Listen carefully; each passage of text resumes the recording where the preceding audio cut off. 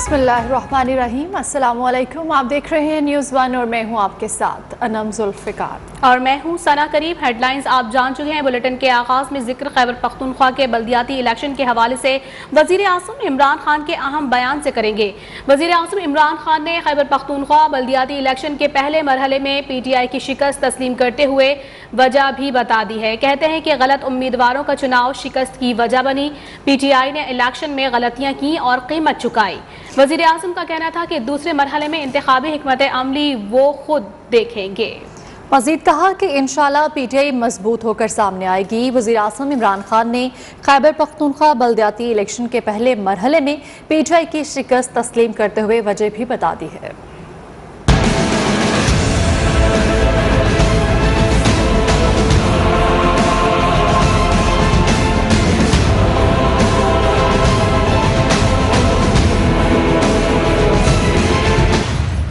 खैबर पख्तूनख्वा के बल्दियाती इंतखाबात में बल्ले का जादू न चल सका। PTI को अपसेट शिकस्त। JUI फे ने मैदान मार लिया। पेशावर, कोहाट और बन्नू में JUI फे के मेयर मुंतखब हो गए। मर्दान में ANP का मेयर इलेक्शन में PTI का टिकट रसवाई का निशान होगा। उनका कोई टिकट लेने वाला नहीं होगा। उम्मीदवार हेलमेट पहनकर अवाम में जाएं। रहनुमा नून लीग मरियम नवाज की PTI पर वार। कहा कि अभी भी वक्त है। इमरान खान अवाम की जान छोड़ दें। उनके लिए बुरा वक्त आने वाला है। थोड़ी सी भी इज्जत वाला शख्स हो तो खुदा हाफिज कहकर चला जाए। खैबर पख्तूनख्वा में बल्दियाती इंतखाबात जीतने पर मौलाना फजलुर रहमान को मुबारकबाद देते हुए कहा कि मुझे लगता है ये हमारी फतह है। मुझे खुशी हुई। साबिक सदर परवेज मुशर्रफ पर तनकीद करते हुए कहा कि कभी मुशर्रफ होते थे जो मुक्के दिखा कर कहते थे नवाज शरीफ तारीख बन गए।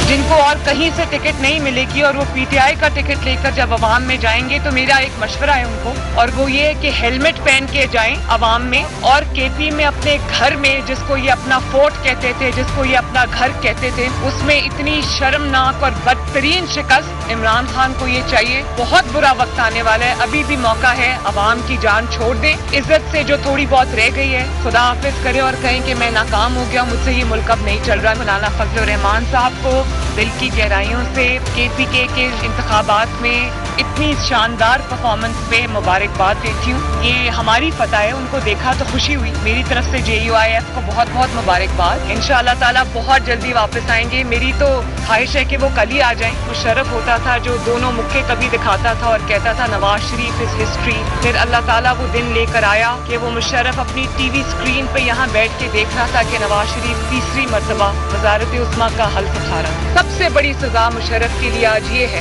कि दुनिया उनको एक डिक्टेटर के तौर पे, एक गासिब के तौर पे, एक ऐसे इंसान के तौर पे याद रखती है जिसने पाकिस्तान के आइन को तोड़ा। नायब सदर मुस्लिम लीग नून मरियम नवाज की नैब पर भी कड़ी तनकीद। कहा नैब के पास अदालत में पेश करने के लिए कोई जवाब नहीं है, इसलिए इल्तवा की दरख्वास्त दे रहे हैं। मुल्क में महंगाई की सूरत हाल पर हुकूमत को आड़े हाथ लिया। मजीद कहा कि महंगाई ने आवाम को पीस कर रख दिया है। आटा 35 से 80 रुपए किलो, चीनी 50 से 150 रुपए किलो तक पहुंचा दी गई। आपने लोगों की जिंदगी आजाब कर दी है।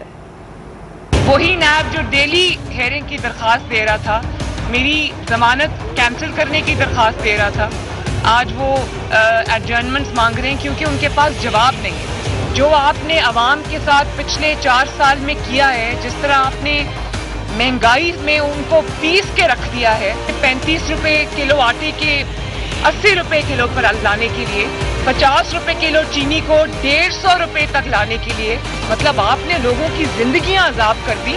इमरान खान को ये चाहिए। अभी भी मौका है। इसके बाद शायद उनके लिए बहुत बुरा वक्त आने वाला है। अभी भी मौका है। अवाम की जान छोड़ दें। इज्जत से जो थोड़ी बहुत रह गई है खुदा हाफिज करे और कहें कि मैं नाकाम हो गया, मुझसे ये मुल्क अब नहीं चल रहा। खैबर पख्तूनख्वा में तब्दीली सरकार की हार पर शहबाज शरीफ के ताक ताक करवार। कहा खैबर पख्तूनख्वा के अवाम ने PTI को मुस्तरद कर दिया। लोगों ने कमर तोड़ महंगाई के खिलाफ गम और गुस्से का इजहार किया है। लीगी सदर ने ट्वीट में वाज़ेह किया कि ये इस नाकाम तजुर्बे के इख्तिताम का आगाज है जिसकी आवाम ने भारी कीमत चुकाई है। आपको बताएं खैबर पख्तूनख्वा के अवाम ने PTI को मुस्तरद कर दिया है, ऐसा कहना है शहबाज शरीफ का। खैबर पख्तूनख्वा में तब्दीली सरकार की हार पर शहबाज शरीफ के ताक कर वार, कहा खैबर पख्तूनख्वा के अवाम ने पीटीआई को मुस्तरद कर दिया है। और दुश्मनों के अज़ाइम नाकाम और उन पर हैबत तारी करने के लिए पाक फौज का एक और अहम इकदाम, बाबर क्रूज मिसाइल 1B का कामयाब तजुर्बा कर लिया गया। ISPR के मुताबिक ये तजुर्बा रेंज में इजाफे से मुतालिक था। इस तजुर्बे से मुल्क की दिफाई सलाहियत में मजीद बेहतरी आएगी। ISPR के इलामिये में बताया गया है कि स्ट्रैटेजिक प्लान डिवीजन के DG lieutenant general Nadeem Zaki Manj और चेयरमैन निस्काम डॉक्टर रजा समर ने तजर्बे का मुशाहिदा किया। Commander army strategic force commander lieutenant general Mohammad Ali और दीगर भी इस मौका पर मौजूद थे। खबरों का सिलसिला जारी है, यहाँ वक्त हुआ है ब्रेक का। हमारे साथ बेनामी अकाउंट्स के जरिए शहबाज फैमिली के अकाउंट्स में 16 अरब 34 करोड़ जमा हुए हैं। फेडरल इन्वेस्टिगेशन एजेंसी ने शहबाज शरीफ, हमजा शहबाज और सलमान शहबाज के 45 अकाउंट्स की तफसीलात बैंकिंग जराइम अदालत में जमा करवा दी हैं। लाहौर से हमें रिपोर्ट करेंगे मोहम्मद फैसल खान। FIA के मुताबिक इल्तमास साबित होने पर मुल्जमान को 7 साल कैद, जुर्माना और जायदाद जब्ती की सजा हो सकती है। शहबाज शरीफ, हमजा शहबाज, सलमान शहबाज को मुतादिद मौके फराहम किए गए, मगर वो इल्जामात से मुतालिक तफ्तीशी टीम को मुतमईन न कर सके।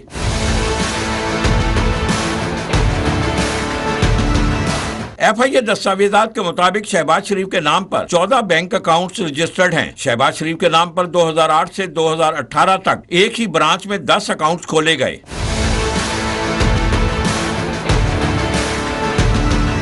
हमजा शहबाज के नाम पर 2005 से 2018 के दौरान 13 बैंक अकाउंट्स खोले गए।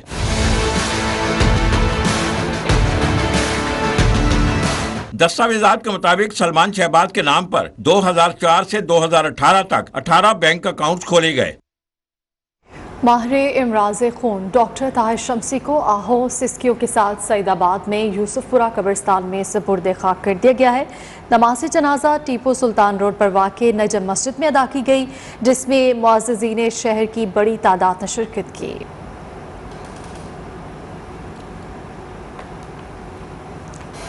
डॉक्टर ताहिर शमसी आज सुबह कराची में रज़ाए इलाही से इंतकाल कर गए थे। सदर ममलिकत डॉक्टर आरिफ अलवी ने डॉक्टर ताहिर शमसी के इंतकाल पर अफसोस का इजहार करते हुए उनकी खिदमत को खिराज अक़ीदत पेश किया है।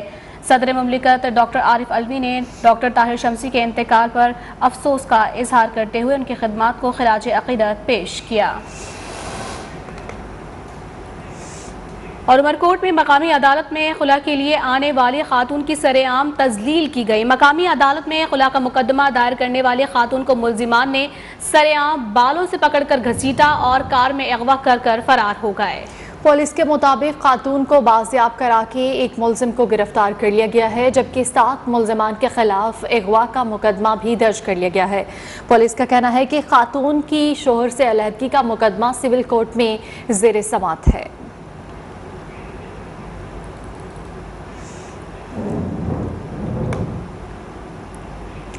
बलूचिस्तान और साबिका फाटा के तलबा का हायर एजुकेशन कमीशन इस्लामाबाद के सामने धरना 17वें रोज में दाखिल हो गया है।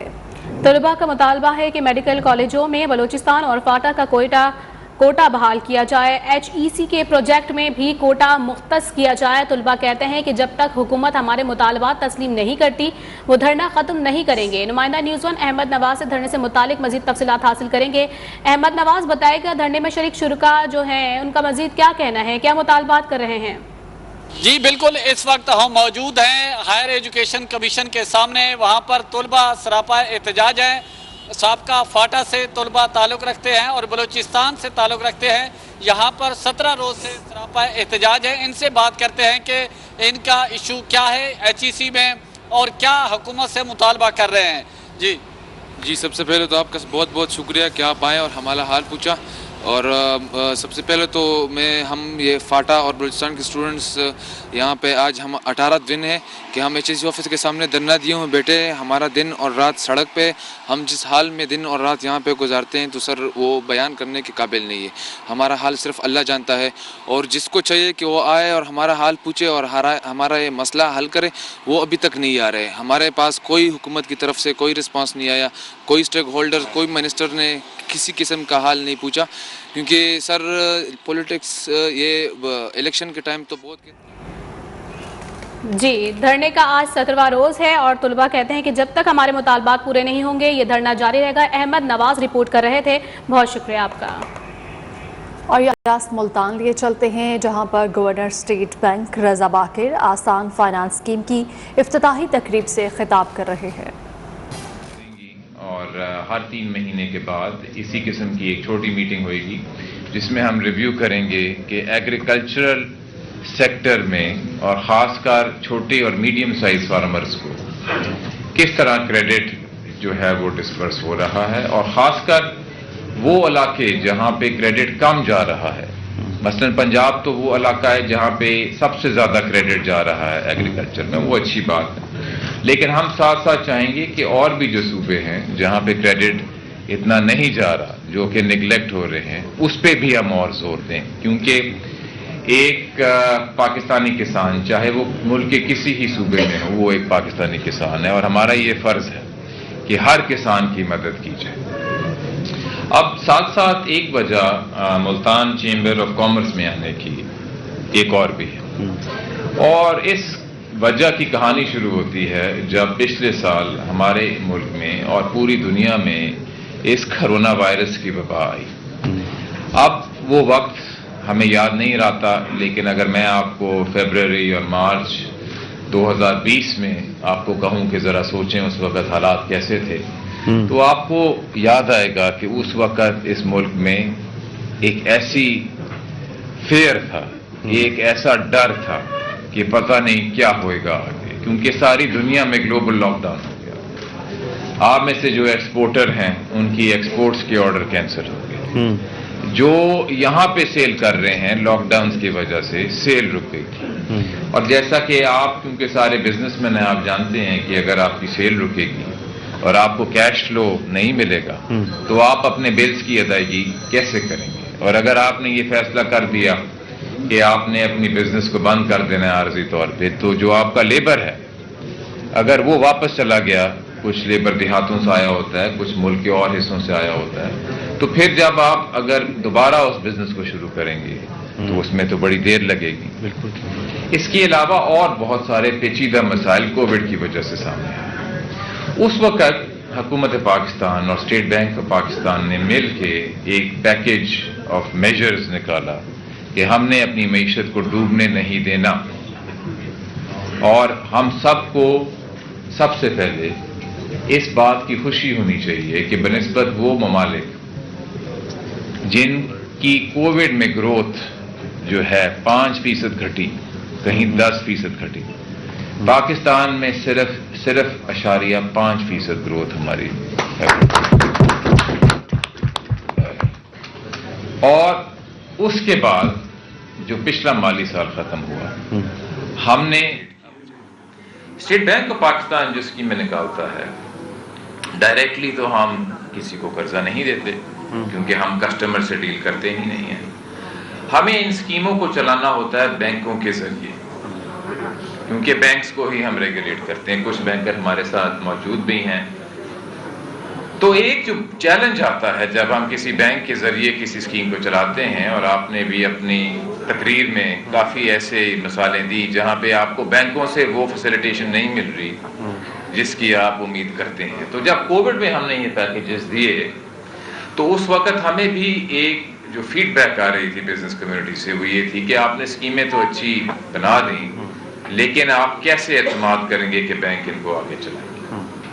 اور اب میں آنا چاہتا ہوں ملتان پہ کہ اس کا اور ملتان سے کیا تعلق ہے، اور ہم نے یہ سوچا کہ کیونکہ یہ ایک جینوئن کنسرن ہے تو ہم نے جو پاکستان میں مختلف چیمبرز آف کامرس ہیں ان کے ساتھ مل کے ان اسکیموں کو چلانا ہے، کیونکہ جو ان اسکیموں کے بینیفیشریز ہیں وہ چیمبرز کے ممبرز ہیں، اور اگر چیمبرز جو ہیں اسٹیٹ بینک آف پاکستان کے ساتھ ڈائریکٹ لیزون کر لیں گے تو ہمیں فرسٹ ہینڈ انفارمیشن آئے گی کہ ہماری اسکیمیں بینکس کس طرح چلا رہے ہیں، اور اس فرسٹ ہینڈ انفارمیشن سے پھر ہم بینکوں سے فالو اپ کر سکتے ہیں کہ کہاں اسکیمیں چل رہی ہیں، کہاں نہیں چل رہی۔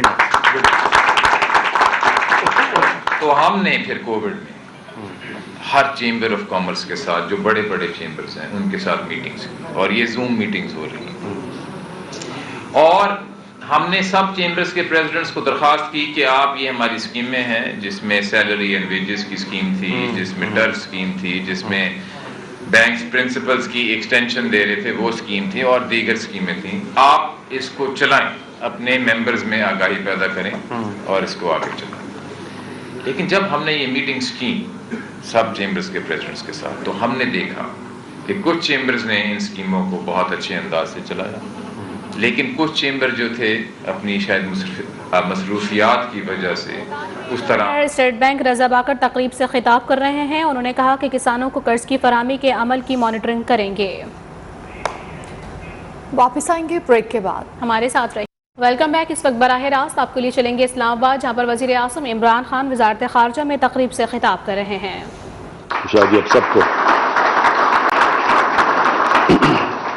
اور جس طرح آپ نے کہا جب یہ نیکسٹ ہماری OIC کی یہاں میٹنگ ہوگی تو یہ آپ کے لیے بڑا اچھا ایک پریکٹس بھی ہوگی کہ اس کو اس سے بھی ہم بہتر طریقے سے کنڈکٹ کریں گے۔ ہم نے پاکستان کے امیج کو اپنی زندگی میں دیکھا ہے کہ کہاں پاکستان کا پریزیڈنٹ جاتا تھا تو امریکن پریزیڈنٹ اس کو ایئرپورٹ پہ ریسیو کرنے آتا تھا، اور وہ انگلینڈ میں جاتا تھا تو جس طرح کی اس کو ریسیپشن ملی تھی انگلینڈ میں، وہ ہمیں یاد ہے، ابھی بھی اخباروں میں ہم نے دیکھی تھی۔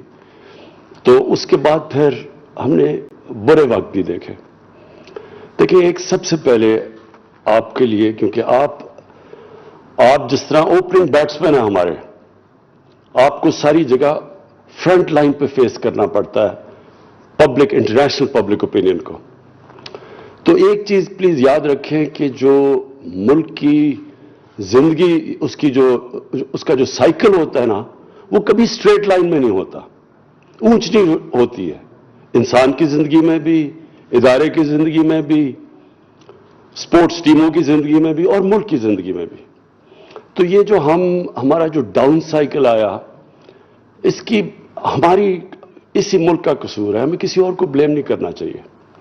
ہم نے اپنے آپ کو ہی استعمال ہونے دیا، ایڈ کے لیے ہم نے اپنے ملک کی ریپوٹیشن کو قربان کیا، اپنے لوگوں کے انٹرسٹ کے خلاف ہم نے اپنی فارن پالیسی بنائی صرف پیسے کے لیے۔ اور یہ جو پچھلے 20 سال گزرے، یہ جو وار آن ٹیرر تھی، یہ تو ایک سیلف انفلکٹڈ وونڈ تھی پاکستان کی، کیونکہ میں تو اس وقت بڑا قریب تھا ڈیسیجن میکرز کے جب یہ فیصلے ہو رہے تھے کہ ہمیں اس میں شرکت کرنی چاہیے نہ یہ وار آن ٹیرر میں۔ تو مجھے تو پتہ ہے کیا ہوا، کیا کنسیڈریشنز تھی، اور مجھے بڑے افسوس سے کہنا پڑتا ہے کہ وہ کنسیڈریشن پاکستان کی عوام نہیں تھی، وہی جو پہلے بھی کنسیڈریشنز تھیں 80s میں جب ہم نے افغان جہاد میں شرکت کی۔ زیادہ بجائے یہ کہ کوئی ہائی پرنسپل تھا یا پاکستان کے لوگوں کے مفادات، انفارچونیٹلی ڈالرز تھے۔ اور جب آپ اس طرح کے فیصلے کریں گے، یہ اللہ کا ایک، جب سے اس نے دنیا بنائی ہے اس کے اصول ہیں۔ آپ جب اپنے پرنسپل سے ہٹ کے صرف مٹیریل فیصلے کریں گے، مٹیریلزم پہ بیسڈ، اس کا ایک کانسیکوینسز ہیں، اور وہ کانسیکوینسز پھر تھوڑی دیر یہ اس طرح ہوتا ہے کہ کینسر کا علاج ڈسپرن سے کرنا، تھوڑی دیر آپ کو فائدہ ہو جاتا ہے، اس کے بعد اس کے نقصانات آپ کے سامنے آنے شروع ہو جاتے ہیں۔ تو اگر ہم یہ نچلے سائیکلز پہ آتے ہیں، ہمیں کسی کو قصوروار نہیں ٹھہرانا چاہیے، ہم غلط فیصلے کرتے ہیں۔ اور یہ مجھے بڑی خوشی ہے کہ ہمارے جو 3 سال میں آپ کہیں ہم اپنی تعریف نہیں کرتے، لیکن اگر آپ دنیا کی ایٹیٹیوڈ آپ پاکستان کی طرف دیکھیں وہ مختلف ہے۔ حالانکہ ہمیں بڑا پرابلی پاکستان کی تاریخ کا سب سے بڑا جو ہمیں فائنینشیل کرنچ فیس کرنا پڑا، وہ شاید ہی کبھی کسی گورنمنٹ کو ایسے اس طرح کے ڈیفیسٹس ملے ہوں فسکل اور کرنٹ اکاؤنٹ کے۔ اور پھر کرونا، یعنی یہ 100 سال میں ایک دفعہ اتنا بڑا دنیا کے اندر کرائسس آتا ہے جو کہ کرونا کا کرائسس آیا، اور اس کے اندر اس سب کے باوجود آج جدھر پاکستان کھڑا ہے، آپ دیکھ لیں گے 3 سال پہلے ہماری دنیا میں کیا ریپوٹیشن تھی، آج کیا ہے۔ تو اس کا مطلب کہ اس کے باوجود کہ ہم نے مشکلات کا سامنا کیا اور بڑے بڑے اور ابھی بھی مشکلات سامنے ہیں، یہ کبھی ہمیں کوئی غلط فہمی میں نہیں ہونا چاہیے کہ ابھی بھی ہم we are out of the woods, لیکن پاکستان کی جو امیج ہے وہ آپ دنیا میں دیکھیں، انشاءاللہ اگر آپ کوئی بھی سروے کروائیں گے تو ماشاءاللہ پاکستان کا امیج اوپر گیا، اور یہ ریفلیکٹ کرتا ہے یہ جو کانفرنس کروائی گئی، اس کے اندر جو جس طرح کی اٹینڈنس تھی اور جس طرح کی پاکستان کا جو موقف تھا اس کی پذیرائی کی گئی، جس طرح انہوں نے ہمارے ساتھ کھڑے ہوئے، اور آبویسلی ہمارے فارن آفس آپ سب ہیروز کا بہت بڑا ہاتھ ہے کہ ہم نے ریزولوشن کے اندر جو ہم چاہتے تھے، جو ہمارا آبجیکٹو تھا اس کانفرنس کرنے کا، وہ پورا ہوا ہے۔ آج سارے دنیا کے مسلمان ملکوں نے جو موقف اختیار کیا، یہ آج یونیورسل ہو چکا ہے۔ آپ یورپینز کی ساروں کی سٹیٹمنٹس دیکھ لیں، ان کے موقف دے دیں، وہ اب ہمارے ساتھ کھڑے ہیں۔ یونائٹڈ نیشنز کا بڑا کلیئر موقف ہے۔ اور یہ جو شاہ جی آپ نے بات کی، جو کانگریس مین جنہوں نے لیٹر لکھا ہے بلنکن کو، یہ بھی بالکل تائید کرتا ہے کہ جو ہم پہلے دن سے کہہ رہے تھے، اب سے نہیں کہہ رہے، ہم جب 15 اگست ہوا اس کے بعد سے ہم یہ کہہ رہے تھے کہ اس وقت طالبان کی گورنمنٹ آپ کو پسند ہے یا نہیں ہے؟ یہ 4 کروڑ ہیومن بینگز ہیں، انسان ہیں، ان کی زندگی عذاب میں جانے لگی ہے، اور یہ اب اکنالجڈ ہے۔ اب آبویسلی ابھی ہم نے دیکھنا ہے کہ یہ پوری طرح یہ کانسٹنٹ سٹرگل رہے گی کہ یہ بالکل جو ایک ہیومینیٹیرین کرائسس جس لیول کا ہونے لگا ہے، اس کے اوپر ٹائم بڑا ضروری ہے کہ ٹائم از دی ایسنس، ہم صحیح معنی میں جلدی ان کی امداد کریں۔ اور افغانستان کا ایشو صرف یہی نہیں کہ وہ ہمارے ہمسائے ہیں جن سے ہمارے پاکستان بننے سے اس خطے کے بڑا کلوز ان کی ریلیشن شپ ہے۔ کبھی جو زیادہ تر افغانستان ہے وہ اس ہندوستان کا حصہ ہوتا تھا، اور کبھی جو پاکستان ہے وہ بھی کئی دفعہ افغانستان کا حصہ رہا ہے، تو ہمارے تو بڑے پرانے ان کے لنکس ہیں۔ لیکن یہ ابو آل ایک ہیومینیٹیرین کرائسس ہے، یہ ایک ہیومن لیول کے اوپر یہ بہت بڑا ظلم ہونے جا رہا ہے کہ مین میڈ کرائسس کریٹ کیا جا رہا ہے، جبکہ پتہ ہے کہ اگر ان کے اکاؤنٹس ڈی فریز کر دیں، اگر ان کی بینکنگ سسٹم کے اندر لیکوڈیٹی ڈال دیں، تو پتہ ہے کہ یہ اوارٹ ہو سکتا ہے یہ کرائسس۔ میں فائنلی شاہ صاحب جو بھی آپ نے باتیں کی، میں صرف فائنلی ایک بات کرنا چاہتا ہوں کہ دیکھیں جو قومیں ہوتی ہیں نا، ان کے اندر جب وہ نیچے جاتی ہیں تو ایک بڑا لاس ہوتا ہے، اور اس کو کہتے ہیں سیلف بلیف۔ جب آپ کا سیلف بلیف چلا جاتا ہے تو یہ انسان اللہ نے ایک ایسی چیز بنائی ہے اشرف المخلوقات کہ یہ جب ایک بلیو کرتا ہے کسی چیز میں تو یہ کچھ بھی اچیو کر سکتا ہے، لیکن جب اس کا سیلف بلیف چلا جاتا ہے، جب اس کا کانفیڈنس ہی اپنے آپ میں چلا جاتا ہے تو وہ کچھ بھی نہیں کر سکتا۔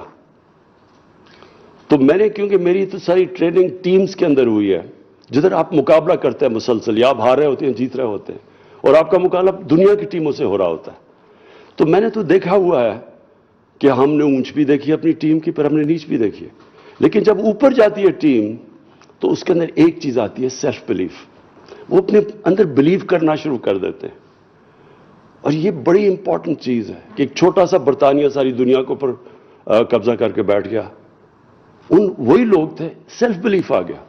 نبی صلی اللہ علیہ وسلم میں وہ عرب تھے جن کی کوئی حیثیت 2 سپر پاورز کے سامنے نہیں تھی، وہ 30-40 سال میں دنیا کی امامت کر دی انہوں نے۔ کیا کوئی چینج آیا نا ان کے اندر؟ چینج ہوتا ہے سیلف بلیف، وہ اپنے اندر بلیو کرنا شروع کر دیتے ہیں، وہی انسان بڑا انسان بن جاتا ہے۔ آپ نے بات کی ہندوستان کی، ہم جب کرکٹ کھیلتے تھے، پتہ نہیں غالباً مجھے ایک اسٹیٹسٹکس تھی، میں جب کیپٹن تھا ہم نے 24 ان کے سامنے ون ڈے میچز کھیلے، 19 جیتے ہم، ہمارے اندر بلیف تھا، 7 گنا بڑا ملک تھا۔ تو یہ بڑا ملک اور چھوٹے ملک کی بات نہیں ہوتی، اپنے ملک کے اندر جب بلیو کرنا شروع کرتے ہیں، اور ٹیم ورک ہوتی ہے، یہ جو آپ نے کامیابی ہوئی یہ ٹیم ورک سے بھی تھی، سب نے کوآرڈینیٹ کیا، سب نے ایک ٹیم بن کے اس کو کامیاب کیا، اس فنکشن کو، جس میں لا انفورسمنٹ ایجنسیز کا بھی بہت بڑا ہاتھ تھا، سب نے مل کے کیا۔ اور میں نے دیکھا کہ سب کو بڑا فخر تھا جب وہ دیکھ رہا تھا، میں اپنے لوگوں کی شکل کو وہ جب دیکھ رہے تھے کہ ایک कामयाबी से कॉन्फ्रेंस थोड़े टाइम में कंडक्ट की तो सबको एक अंदर बिलीफ आया कि हम ये कर सकते हैं।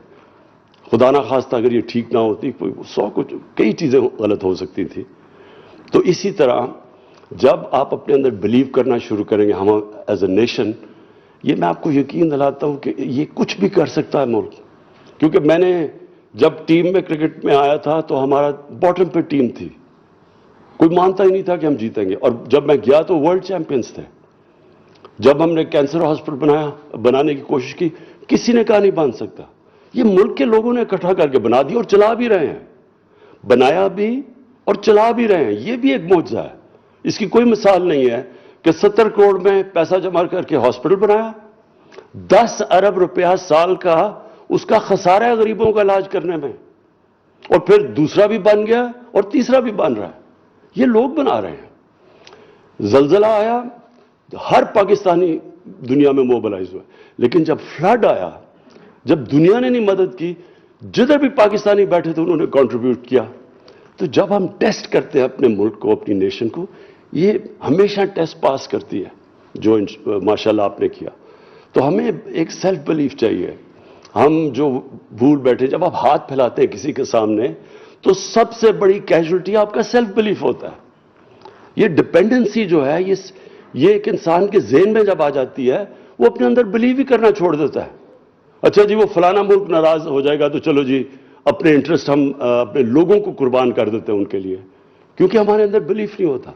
22 करोड़ लोग, ये बहुत बड़ी ताकत है। हम ही अपने अंदर बिलीव नहीं कर रहे। 22 करोड़ लोग, किसी का जो भी पॉपुलेशन 22 करोड़ का हो और वो टैलेंटेड पॉपुलेशन हो, जिसके बाहर, मुल्क के बाहर जो ये 90 लाख बैठे हुए हैं पाकिस्तानी, इनमें से इतने काबिल लोग बैठे हुए हैं, क्योंकि मेरा उनसे इंटरेक्शन ज्यादा है, हर फील्ड में एक्सेल करते हैं वो। आपको हर प्रोफेशन मिलेगा, एंटरप्रेन्योर्स मिलेंगे, एकेडमिक्स मिलेंगे, क्वालिटी के मिलेंगे। तो हमने अपने मुल्क को ये सिस्टम ठीक करना है, मेरिटोक्रेसी लेके आनी है, रूल ऑफ लॉ, सबसे इंपॉर्टेंट चीज रूल ऑफ लॉ है। कभी कोई कौम ये अपने ज़हन से निकाल देना कि कोई भी मुल्क आज तक रूल ऑफ लॉ एस्टैब्लिश किए बगैर तरक्की किया, नहीं कर सकता, क्योंकि वहां सारा एलीट कैप्चर कर जाती है। और जब एलीट कैप्चर करती है रिसोर्सेज को, और मेरिट, सबसे पहले मेरिट जाती है। जो असल एंटरप्रेन्योर्स हैं उनको भगा देते हैं, वो माफियाज कंट्रोल, कार्टेल्स कंट्रोल कर लेते हैं, मुल्क आगे नहीं बढ़ सकता। जिस भी मुल्क की आप दुनिया में उठा के देखें, सबसे ज्यादा रिसोर्सेज होगी उनके पास, गरीब होंगे। रिसोर्सेज में अमीर तरीन मुल्क, गरीब तरीन। और स्विट्जरलैंड जैसे मुल्क, न्यूजीलैंड, जिधर सिवाय है ही कुछ नहीं भेड़ बकरियों के अलावा या गायों के अलावा, पहाड़ों, वो दुनिया के खुशहाल तरीन मुल्क है, क्योंकि रूल ऑफ लॉ है। तो हमारी स्ट्रगल असल में, ये याद रखें कि हमें फोकस कर लेना चाहिए, हमारी स्ट्रगल क्या है, कैसे हमने अपनी आबादी को नीचे से ऊपर उठाना है, जो कि ये एलीट कैप्चर की वजह से नीचे चली गई है, जिनको हमने एक तबकाती एजुकेशन भी थोड़े से एलीट के लिए, इंसाफ भी थोड़े से, पैसे हैं तो आप जो मर्जी जुर्म करें आप बच सकते हैं। हॉस्पिटल्स थे तो वो प्राइवेट बन गए एलीट के लिए, और नौकरियां हैं तो वो सारे जो छोटी सी एलीट को एजुकेशन उसको मिल जाती है।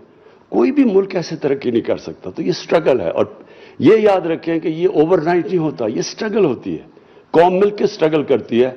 लेकिन जो टैलेंट इसमें है, जो रिसोर्सेज पाकिस्तान में है, मेरे में ये कभी शक नहीं, और मैं कोई सियासी स्टेटमेंट नहीं दे रहा, ये मेरा बिलीफ है कि इस मुल्क को जैसे ही हम ये क्राइसिस, ये जो हमारा सिर्फ एक करंट अकाउंट का बना हुआ है कि हमारा डॉलर्स, हमारे जैसे हम ग्रो करने चलते हैं तो हमें डॉलर्स की कमी हो जाती है, और डॉलर्स की कमी होती है, हमारे रुपए पे प्रेशर पड़ जाता है, वो हमें वो चोकिंग पॉइंट आ जाता है। जैसे ही हमने अपना ये सॉर्ट आउट कर लिया करंट अकाउंट का, और हम कर गए थे, अगर ये कमोडिटी प्राइसेस एकदम दुगने ना हो जाते 3-4 महीने में, हम कर गए थे, वो हमारा करंट अकाउंट बैलेंस हो गया था। वो टेम्पररी हमें शॉक मिला है। मेरे में कोई शक नहीं कि जैसे हम इंशाल्लाह यहां से निकलेंगे, हमारा मुल्क, आप देखेंगे कि कितनी, एक वक्त पे जो मिसाल दी जाती थी 60s में, ये बड़ी तेजी से तरक्की करेगा। सिर्फ मैंने आखिर में ये आपको कहना था शाह जी, कि आपने जो बात की जियो इकोनॉमिक्स की फ्रॉम जियो पॉलिटिक्स, ये बिल्कुल आपने बात ठीक की है। हमारे सारे मुल्क को, क्योंकि हम यहाँ फंस जाते हैं जाके, ये जो हमारा क्रंच आ जाता है करंट अकाउंट का, सारे मुल्क को ओरिएंटेट होना पड़ेगा टुवर्ड्स जियो इकोनॉमिक्स, और ख़ास तौर पे फॉरेन ऑफिस को, क्योंकि आपका जिस तरह हमारे एम्बेसडर्स, और बिल्कुल आप ठीक कहते हैं कि एम्बेसडर को होना चाहिए लीडर हर एम्बेसी का, जैसे जैसे एम्बेसडर्स को हम इस तरफ और जोर लगाएंगे, उनकी मदद करेंगे कि कैसे हमने इन्वेस्टमेंट लेके आनी है पाकिस्तान में, वो जैसे ही हमने बैरियर तोड़ दिया, 22 करोड़ लोग सारी दुनिया देख रही है उसके तरफ, क्योंकि बड़ी मार्केट है वो। तो इंशाअल्लाह हमारा, जो मैं बिलीव करता हूं कि हमारा बड़ा अजीम फ्यूचर है, और इसमें सारी मुल्क जब एक टीम बन के चलेगी, मुझे कोई शक नहीं कि ये मुल्क इंशाअल्लाह वो बनेगा जो ये बनने जा रहा था 60s में, और अनफॉर्चुनेटली वी लॉस्ट अ वे। शुक्रिया जी, फिर से मुबारक आप सबको।